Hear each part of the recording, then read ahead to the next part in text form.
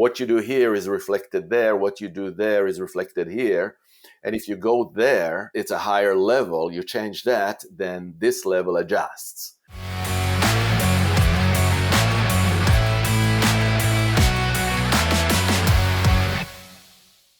Hello, and welcome to the Mindset and Self-Mastery Show. I'm your host, Nick McGowan. Today on the show, we have Ofer Niv.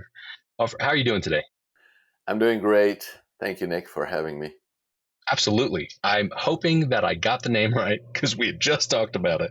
Man, I appreciate you being on. I'm looking forward to the conversation. All right, perfect. Good. So why don't you just get us started? Tell us what you do for a living and what's one thing most people don't know about you that's maybe a little odd or bizarre.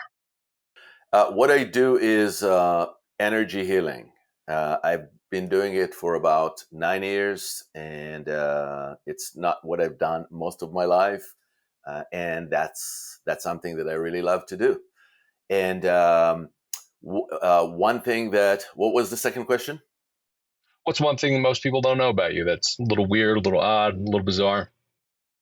I served in the Israeli military. I was a commander, and I remember trying to get into a particular unit when I was 18. And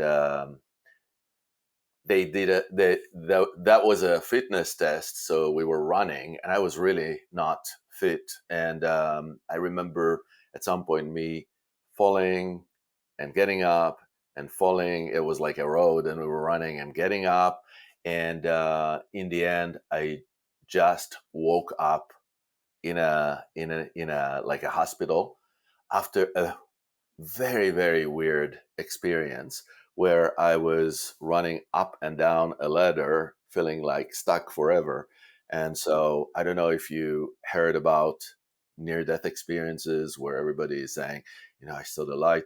This is not what I saw. If that was a near-death experience, I saw a pretty frustrating place. But I'm still trying to figure that one out. That was a weird experience. Oh, that is weird. It's interesting that people have near-death experiences and they claim they see different things. And I know that our brain can kind of trick us into seeing things that we want to see, just like how you can look into the clouds and think you see Jesus, let's say, or whatever it is. Like people look at toast and they go, oh, it's Mother Mary or whatever, we can associate to those things and try to assimilate what that would be. But there are definitely situations that I'm sure are either supernatural or something that has it's not normal. And I think it's hard for our brains to actually wrap our head around that. So even a situation where you're like, I can't really put my finger on it. Like, I think we could probably just have an entire episode just about those sort of things, Yeah, I know that I had something that that happened that is for me to sort of remember, not necessarily figure out, but that maybe that was one of the earlier experiences where I started to, there is something there. There is something that I can't explain because I'm very left brain, as in the way that I was brought up, and in the corporate world and all that, and it's just it really threw me off. I mean, I had other weird experiences, but this one was like I'll never forget it. What a cool thing to think about, that it's not for you to actually figure out, but for you to remember. And that at some point, maybe that'll pop back in your head at the exact moment when you need it to. But it's interesting because I'm sitting here thinking as you're talking about what you're saying, the background, who you are now, the things that you do, and actively where we're at in this world, what's going on right now. So for you, that you were in the Israel army, you are now an energy healer. And this is not a political podcast, but I can't not have a conversation with you about this, of the things that have happened and are currently happening. And how do you feel about those things? But also, how does that tie into, like, we as people, and I'll kind of caveat it with this, we as people are fucking dumb humans. Like, we're just organisms that just hate on and kill each other. And outside of that, and above all of that, we're really spiritual souls that are in these organisms, which is the energy side of it all. So I'm not exactly sure where to start with that, besides you were in the Israel army, and there's a lot of spiritual warfare and things that are going along with all of that, that people tie into energy. And there's a lot of things that I think are outside of that that are just almost like looking down at ants and saying, well, they're just ants. And why are they running all over the place? So how does that tie in? And what was that bridge to be able to have you go from that to where you're at now? And it sounds like that moment was one of those moments that like shook you and shook your energy in a sense. My goodness, you have opened so many rabbit holes. But I like what you said about the human experience. We feel as humans so dumb, like, chickens run around with our heads cut off. And then there is this, what I really like to work with is to remind everyone the spark of divinity inside of us that allow us to see that there is something far different and bigger than what we see with our eyes or sense with our senses. And so when I was studying shamanic energy healing, I remember I was um, so energized by, for the first time, understanding that we can actually move energy. And at night, I would, instead of sleeping, I would be in bed and just sending waves of healing to the Middle East, and to solve the Middle East problems. I'll tell you that since then, I learned that the best way that I do my job is to really work with who is in front of me and who is asking for my help. And it's much more effective. So I'm not going to, for example, drive all over town looking for injured dogs to bring them home. But if a dog crosses my way and they're lost, I'll take this dog in and find a solution. And so I don't feel a strong need to solve the Israel Palestine issue. And I was born into it. I grew up in it. I remember at the age of 6, the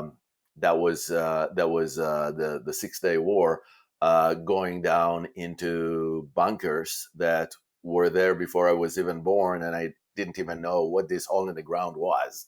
And so breathing it, and then I went into the military, and I feel relieved that I didn't actually injure anyone, and I didn't well, I actually got injured, but that's a different story. It's not because of a war. And um and I have 3 brothers in Israel, and everybody was in the military because that's what you do. It's compulsory. You serve, and some more than others. And I have a lot of childhood friends that are in the military. And I remember October 7th, 2023, when the latest horrible episode started, and I was on WhatsApp all the night with my childhood friends, because they happened to be in one of the, I don't know if you know what a kibbutz is in Israel.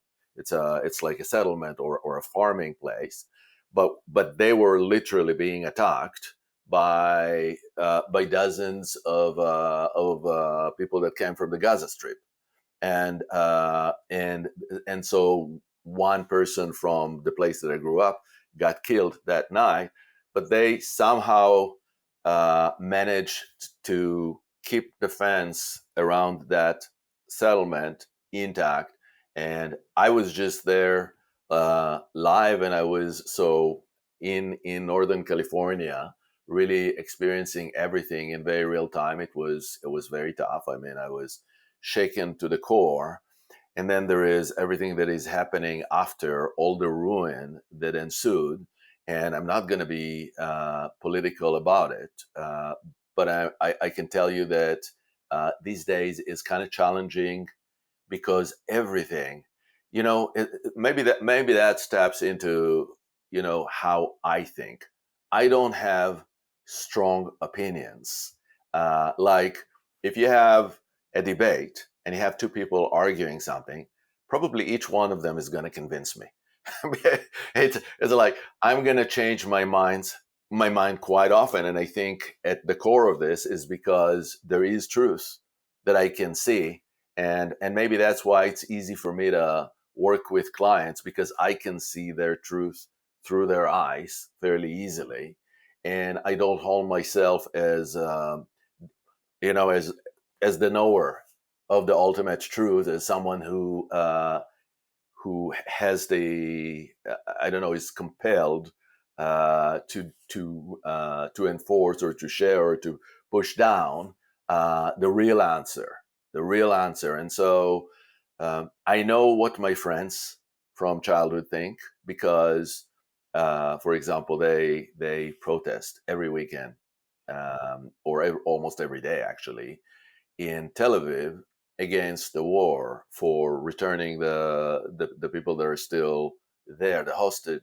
hostages, um, and I can feel their pain, and I can also feel other people's pain. I listen to both sides, and I have strong opinions when I feel somebody's pain, but I don't have like an objective opinion that says this is the solution or this is right. In fact, I'm probably not aware of a solution. Like I said, this was going on since 48, before I was born. It's still going on, and I don't expect that there is going to be any solution for this in my lifetime, unfortunately. Yeah, back to the people. It's been going on in pockets against all different types of people forever. And there's classism, racism, there's all the isms. I can appreciate um, not having a dead set, this is what I've been told, so this is what I operate from. Um, I don't think I ever really have those people on the show, which is a cool thing. I guess that's like almost a testament to the work that I'm doing with this too. You know, we attract others that are like that, to be able to not just be locked in. I think almost in a personal development sort of way, like when somebody says I'm a guru, I'm done. Like we just can't have a conversation at that point. If you think you know all things, or you think you are at the top of whatever, and there's nothing else to do. Like the more that I see, it's almost like a climb out of something and go, what the fuck is this? Oh, it's another giant mountain. Okay. Um, so to not come into that sort of this conversation in a way of just saying, well, this is what I have been force fed and this is what I do. It's Yeah, part of the when I reason meet for. people with very strong opinions about something, it usually wakes up the rebellious in me that says, "No, I don't have to think this way, and I don't want to think exactly the way you do." And I don't. I mean, I kind of know what that is about, because it probably goes into childhood and into being told how to think, and having very strong opinions about stuff at home. But I'm just not like that. I want to see the truth of a person inside, and I know there are divine truths that are sort of common, but I'm really interested in. I'm not saying that the truth is just a thing that is malleable and changes. I believe there are truths, but it's not for me to necessarily call out your truth. It is for me to probably say align with your truth. Find the gaps, find when you're not there, and then let's work on that. Sure. I mean, if we take into account the energy and just natural joy, love, that people can have at their core, and we remove almost like the brutality or barbarism or whatever of just like hurting and trying to kill people just in general, then we would have different conversations. There are things where like hurt people, and that just continues to keep going. But how does that tie into the work that you do? For you to be able to see it and understand it a bit outside of that, and also be able to say, I can have conversations. It sounds almost empathetic, if not directly empathetic. But how does that tie into the work that you're doing? And what your spin on is, because I appreciate that you're saying people will come to you, things will come to you that you then get to work with. So what does that look like?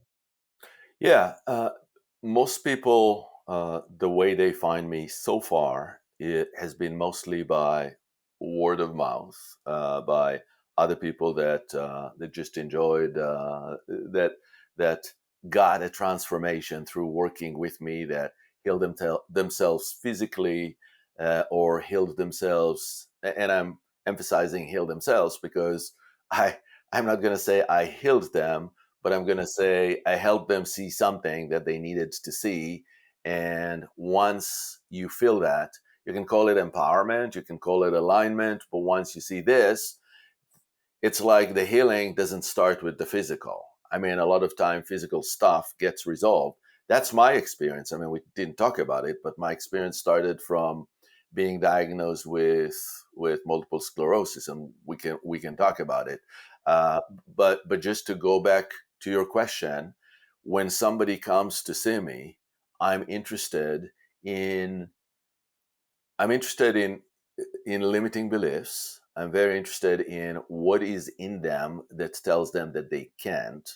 I mean, there are like, I work with 7 primary limiting beliefs, and I don't think that I'm going to remember them if I'll tell you. But a really big one is a sense of separation. Like I'm on my own, I'm separate, and I'm not part of.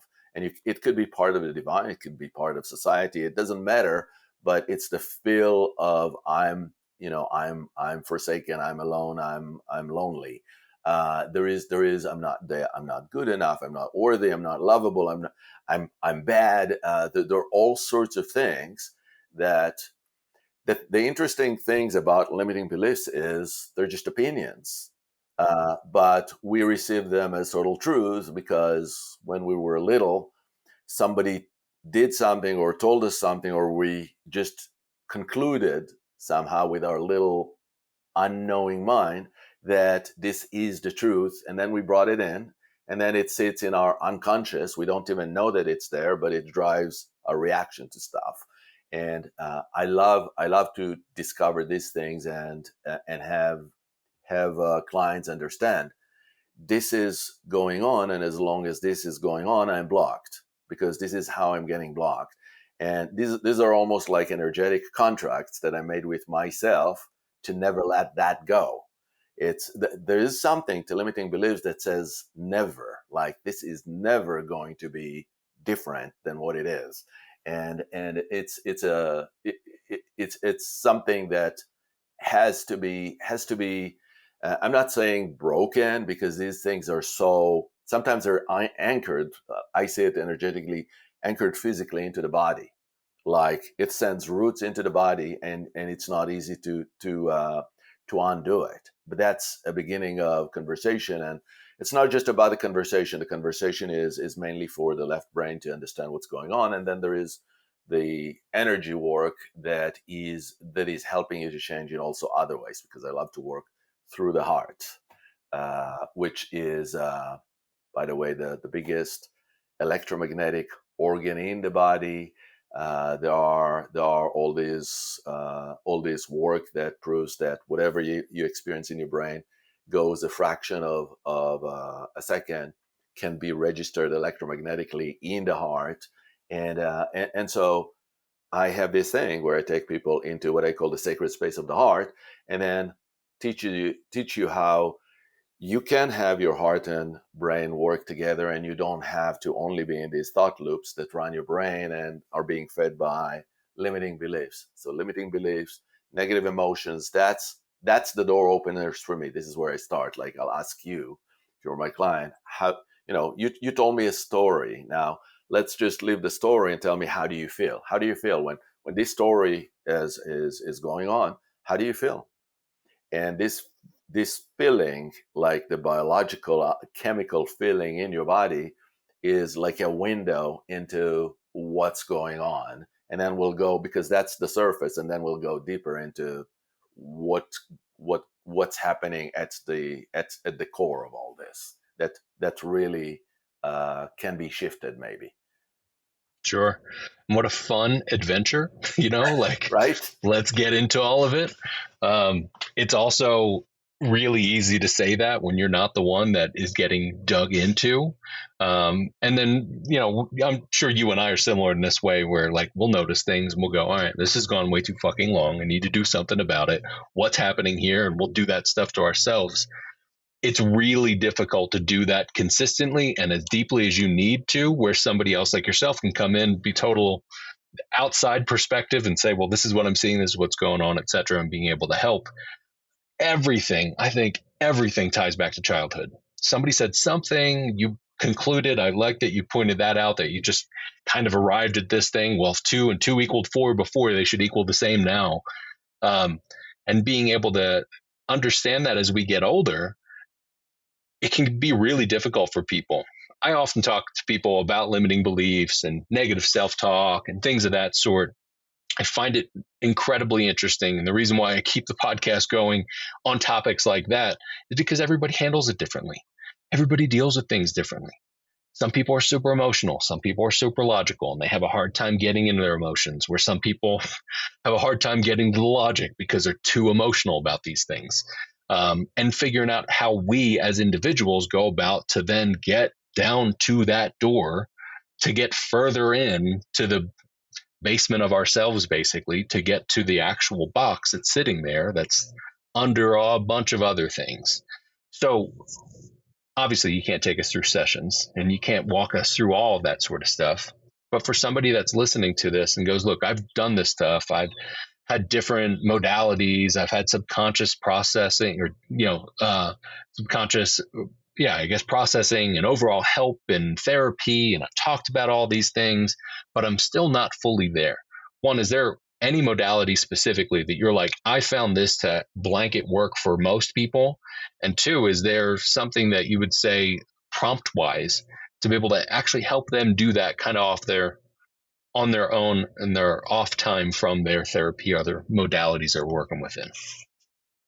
I don't know that there is one thing that is going to work for everybody that I found. And I think that one of the things that I can do pretty well is tune into what makes you what opens you up, what allows you to become more vulnerable, so that you can actually listen to me and inside of you say, okay, I'm open.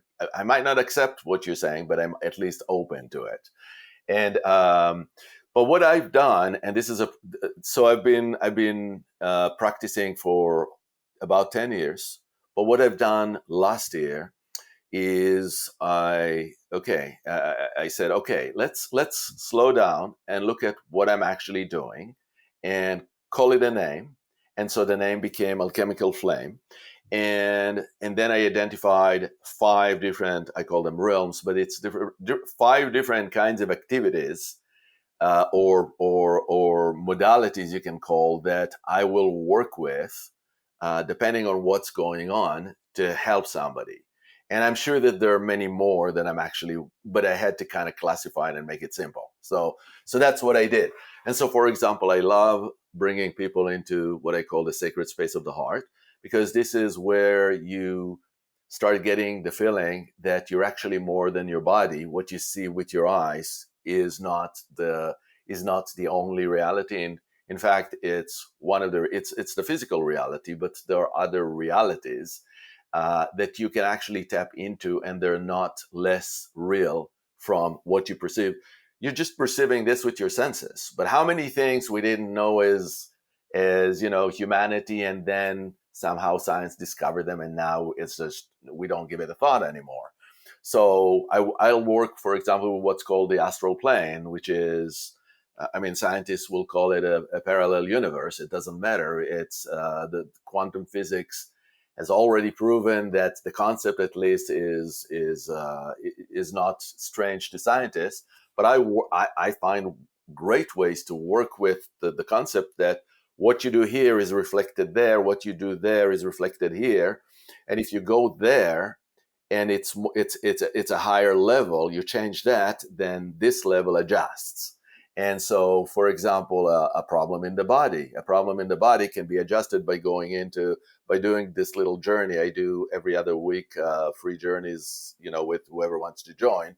It's on my website, but you go through this journey. A lot of times we will go to the astral plane. When you are on the astral plane, maybe you won't see the body as the body. Maybe you'll see it as a landscape in nature. You start seeing a river that dried. Maybe that represents a hell issue. You work on these things energetically, and then something adjusts in your body just because you did the work. And I don't even care if this is the placebo effect, the nocebo effect, or whatever. Everything is energy, and we're moving energy, and things change because. So, what is the imagination? What is the belief? These are things that this is how everything happens in our world, by starting with that, with the thought, with the belief, with the desire. And so this is the real deal. So that's what I like to teach people: is go into your heart and see yourself as this powerful being that is always connecting to something bigger than you. And if you can tap into this, you'll remember, everything that is going on around me. It's like it's there, but I'm in it, but I'm not of it. It's not the real me. The real me is actually eternal. It doesn't need fixing. It's actually not broken. It never has been. There's not even the whole concept of time. It's all eternal. I'm eternal. I'm infinite, and so I like to do this, and it helps. I know that it helps a lot of clients to feel, yeah, I'm not as weak. I'm not as helpless as I thought I am, because this is one strong belief that a lot of people have: is I can't help myself. I just can't help myself. I can't. I need help. I'm helpless, and it's so nice to have that change.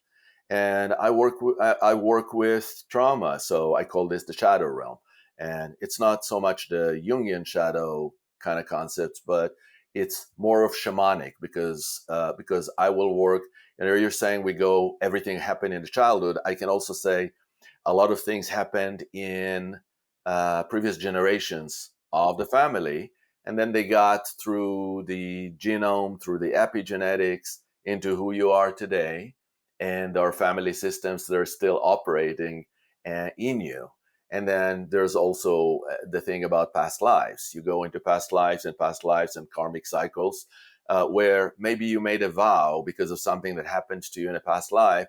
And this vow, just because you died, doesn't mean it's gone. So unless you're going to do something and say, okay, well, I'm not as helpless as I think, but here is something that, quote unquote, happened to me. It did happen to me, but I can choose now what to do. And one of the things I can do is dissolve an agreement, an energetic, contractual agreement that I made with myself to never blah, blah, blah, blah, blah, or to always blah, blah, blah, blah, blah. I can change that by just choosing, because I can choose. I can always choose. And so these are some of the things I do. I love to work with clients, if they're open to it. That's usually requires openness in what I call the divine realm. The divine realm is where you see the least all the polarity and the duality that we just talked about, like in the Middle East.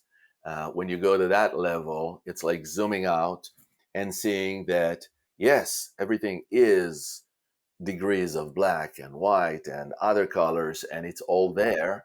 Uh, but there is another way to see it, and the way to see it is everything is allowed, and everything is there, and it doesn't make you. We don't have to put moral values on everything just because it's there, because it just is. And when you change that way of saying things, that all the importance that we assign to so many things is it's taking a different perspective. And so I love to work with people on that level. And I also recognize that a lot of people that come to me, at least in the beginning, they're desperate for a solution, and that will not be the immediate solution that comes to mind. Yeah. I think we as people just want it to go, oh, well, this is a table. I put a glass on the table, it stays there. Everybody agree to this? Like, are we all good? This is a table. I put stuff on, it stays. Yeah, unless you knock it over. Like, okay, well, it's not.